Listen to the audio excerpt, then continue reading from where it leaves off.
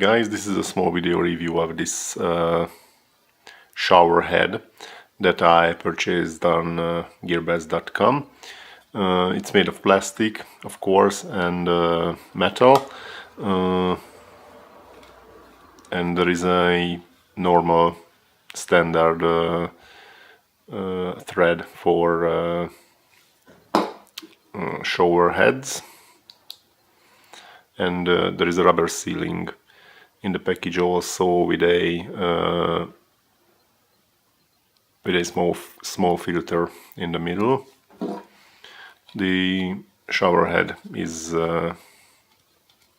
very good overall quality, no sharp edges or burrs.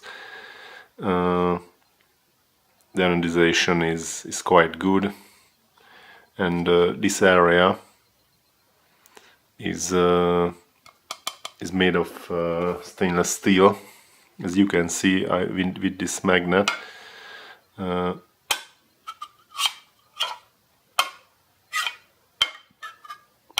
it's metal, lots of small holes, and it works great and quite easy to clean.